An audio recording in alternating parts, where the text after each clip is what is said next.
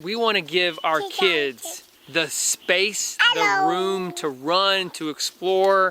We homeschool our kids, and so having this forest, I mean, there's just nothing better than growing up.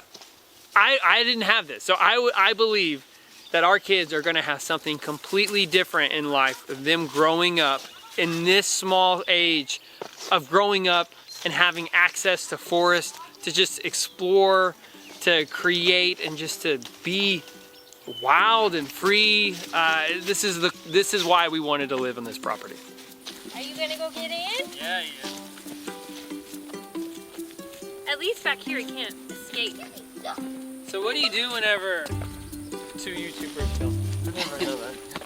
Two YouTubers walk into a ranch. Hey, YouTube meet YouTube. Hi, welcome to the Daddy Curbs farm, except we're not on the farm. This morning, if you watched the last live show, you saw that I was at Bo and Kelly's place, the Better Together Ranch. And here's Bo. We made it! Woohoo! We're here Blake together. is here at my house. It's so cool. We've been trying to do this for years. Yeah. And probably 2 years since we first met. And so today was the first time.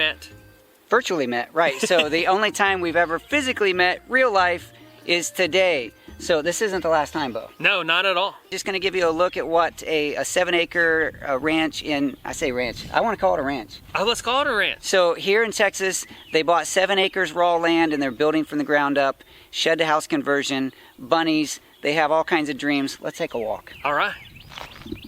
Totally brand new. Our property is a little over 7.5, Chip is a little over 7.5 acres. And it all pretty much starts with our about 2-acre forested area at the top of our property. So there's just a nice gentle slope. I think it's somewhere about like maybe 10 or 15 foot drop. And this is at the very top. So whenever we had it designed, Pete Van Dyke of Drought Proof Texas was saying that you don't want to clear this property up here because this is where all of our water, this is our sponge, is up here at the top. So we're gonna keep all of this forested area wild. And then here where you see these posts, this is still in construction. What we're gonna have is we're cutting down some of the cedar trees. We're very selectively, we're cutting down some good cedar trees that need to be cleared out to give some of the oaks some room, and we're using those as our posts. With 4 kids and a puppy and everything, it's a little slow moving, but this is going to be about a 1,900 square foot garden area. We're going to move the rabbits out of there. Hi, Kelly. Yeah, hey guys. Do you want to give the garden tour? Oh boy, it's pretty lengthy. It's very fancy. There's not a garden, so it's raw land, and it's a lot of work, y'all, to be able to do this. Really, it'll probably be raised beds. We have a lot of pocket gophers here, so I think anything we try to grow in the ground, they're gonna just get in there right away. And over there, I have some scrap lumber that I got from a sawmill. So I think what I'm gonna do is just get some more cedar posts, dig them into the ground on the side, and just raise up some of the beds and try to do it somewhat on contour a little bit. But really, Kelly's vision on this is kind of like an English style garden. Is we just wanted to have it just be a nice little sanctuary to come in. She wants flowers everywhere. You know, she wants to have the cow panel, the trellises, and she wants the teepee, pole beans, all that stuff. The non-sharp one. I had to go to the truck and get my extra battery just in case our walk is a little long. The coolest part of ours is not all that cool. What are you talking about, Bo? You're super cool. Well, we're gonna take you to where we show everybody our pond, and it's become sort of anticlimactic. It is, because we do have some sort of like, it's a water hole there, but it kind of shows you the whole like back part of the property, which is why we bought the property.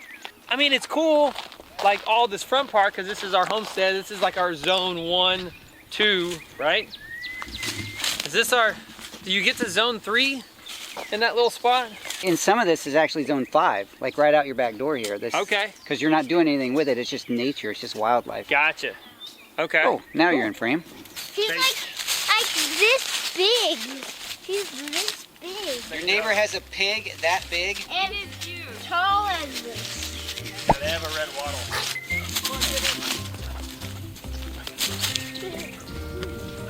This is usually what we do with Chip every morning, is we give him this walk and get some energy out for him. And he's not gotten that energy out because we haven't had a lot of time with him this morning yet. Come on, Chippy. I probably ruined the schedule this morning by you guys. It was worth it. Getting ready, and then we did the live show. So hardcore to our schedule. Yeah. Like, we just can't duck and weave whatsoever. Wait, I found one. You found a GoPro? Oh, man. They're not hard to find. Gophers. What lives in that hole? A gopher. Gopher. What do they go for? What? So 2 things that we liked about this property when we bought it is there was already food on it. So the cool thing is you can see all these white flowers over here. They're gonna be blackberries. What are they called? They're dewberries. Dewberries. Whenever in the spring, they come into yummy blackberries. I love dewberries. And they are all over the place. A lot in Texas, so it's not that special that we have dewberries, but it's still dewberries. it is, yeah. So I'll take We it. have dewberries in Texas. Yeah, and we also have a lot of mesquite, which a lot of people said they don't like mesquite, but somehow you can make mesquite flour from it. I will learn how to do it. I don't know how, but we will learn how to do it. It's very labor intensive, I think, or you need a hammer mill. Are you gonna go get in? Yeah, he is. At least back here, he can't escape. So what do you do whenever 2 YouTubers film? I never know that. 2 YouTubers walk into a rant. Hey, YouTube, meet YouTube. You want me to show us our creek?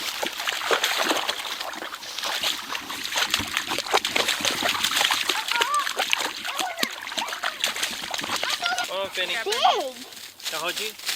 It's not a very full pond. There's not really a dam, and there's a leak somewhere back there. So the plan is, the first thing we have to do is this has to dry out. It's not that hard. It will dry out every single summer. So if we ever do this, we're gonna do it in the summer. So let the pond dry out.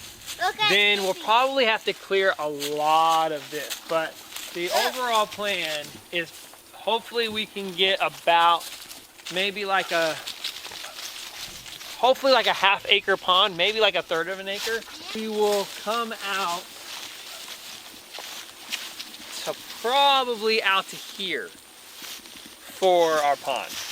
Wow, that is big. Yeah, and so it will be a fishing pond. We'll have, I don't know how much bass we'll be able to have on it, but it will be bluegill, catfish.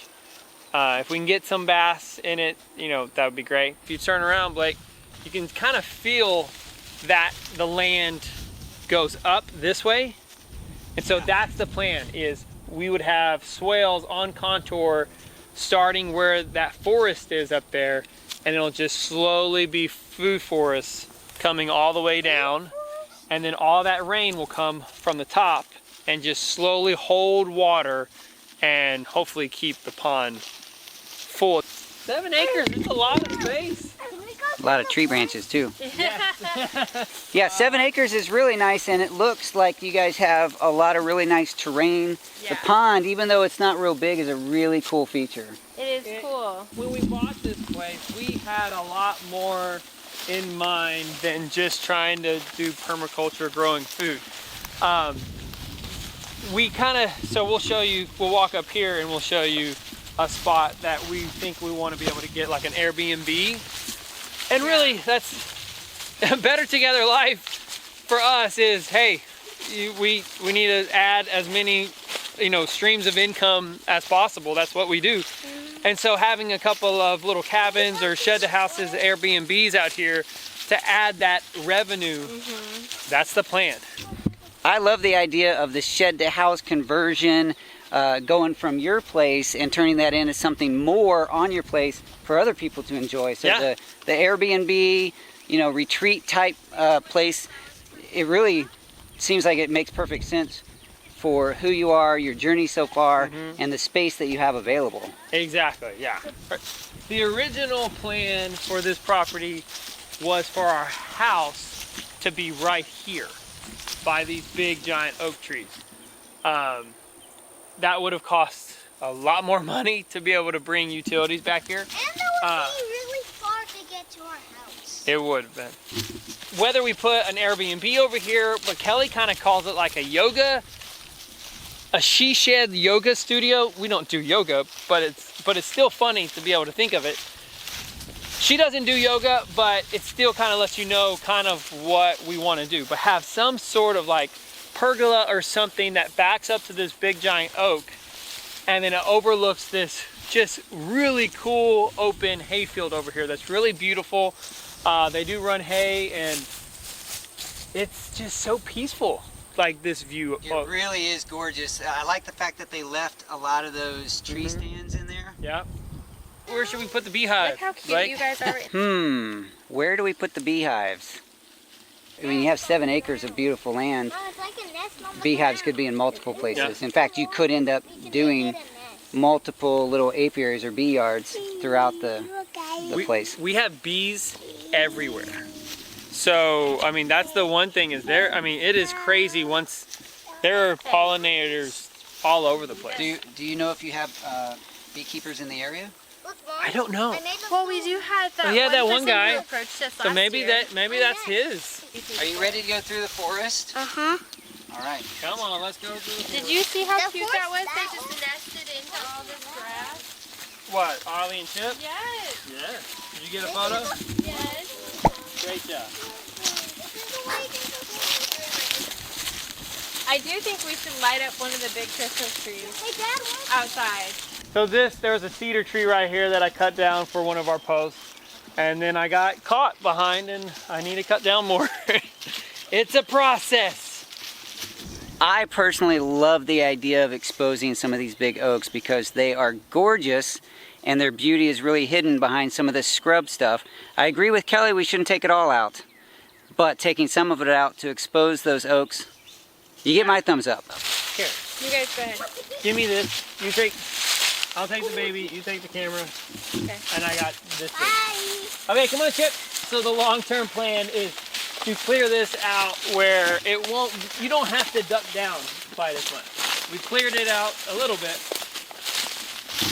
But to have this kind of be more of a nature walk through the forest, what we do want is to have several paths through here. Because remember, we kind of want to have some Airbnbs here. So clear this out a lot more. Put some wood chips down and just have several different walking paths.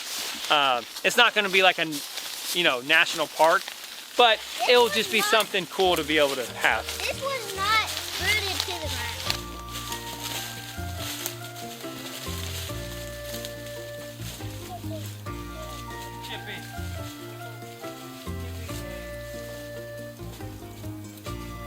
We want to give our kids the space, the room to run, to explore. We homeschool our kids, and so having this forest, I mean, there's just nothing better than growing up. I didn't have this, so I believe that our kids are going to have something completely different in life of them growing up in this small age of growing up and having access to forest, to just explore, to create, and just to be wild and free. This is why we wanted to live on this property. Right, buddy? What do you like living here? What do you like about it? That there's lots and lots of space that we can explore. I mean, that's compost right there. I mean, this is wood chips right here that I can just take this up, chop it, and just mash it up and put it in my garden. And it's called humus. Yeah, it's different than hummus. Yeah, but just there's so much organic matter. Now, I would never steal and harvest all of this organic matter and all of it, but you can take forest leaf mold. That's great for your garden. Finley, can you say hi? Hi. Hi. Okay, we're almost made it through, Blake.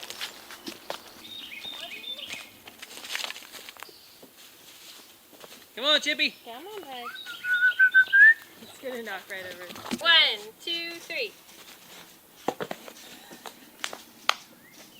That was beautiful. It was so cool to do the tour. We got to walk around and see the pond and the forest, the trails, the forts in the woods and the hayfield, the dewberries and the oak trees. And I hear he has mulberry cuttings that he's been propagating, and I'm excited to see all of that. Yeah, and what I think is so cool is that you have that being able to get footage. That's what I like about YouTube is hopefully a year, 2 years from now, be able to look back at like this very beginning, because we've not even been here for 6 months, living here for 6 months, trying to just get a house, but hopefully like, you know, in the next couple of years, being able to see what you can do with raw land and, you know, starting from absolute scratch, because that's what I think a lot of people, you know, a lot of people are wanting to do that. And then here's one that's actually doing really cool. I mean, it's so this big guy is this one. So I'm very interested to see what they're doing. The cool thing is they're not dead, and so there's 30 of these type of cuttings. She brought me just it seems like, and that's where I was telling you, Blake, is she like took these things and just cut. I mean, she brought me these huge branches of them. And how far is that one in the ground? It's probably like a foot in the ground. The other ones are about, you know, if they're like a 12-inch cutting, I put them about 6 inch in the ground. This is my first time to try it. I don't know. I think it'll work fine, and mulberry roots well, so you have a really good chance of it working. Yeah, and that's what she was saying, is that mulberries are just super easy. They do good in poor soil. And I even made them better soil. So I dug a hole, and then I put some potting mix in the hole, and then I put with some compost in there, and I planted them, and then I put most of the 30. I don't know if I did it here, but most of them I put either newspaper or cardboard down around, and then once we got the wood chips, I brought it out. I'm trying to keep it open, kind of where the crown, like where there will be a crown, but there's not really a crown yet, so I don't really know how that works. I think it'll work itself out over time. That's a wrap, Bo. It was so fun spending that time with you in the live show and taking the tour and just seeing what you have and hearing your vision. I really appreciate you sharing that with me and sharing with my audience. So, thanks. You bet, man. You have the best live show on YouTube. Like, it's so much fun. It is so much fun. Anytime I can get in there, you guys are just the most engaged and just community. That's the best word. I do want to make it fun. Yeah, it's awesome. And the Daddy Curbs family. It took me a while to figure that out. Whenever I first saw the group, I was like, family. I got it. It was so excited. I'm in the family. Yeah, I like it. Man, thank you so much. I appreciate you coming. On the Daddy Curbs farm and here, we believe that everyone has a story and every story counts. Thank you so much for being a part of my story through this video and letting us be a part of yours. We'll talk to you soon.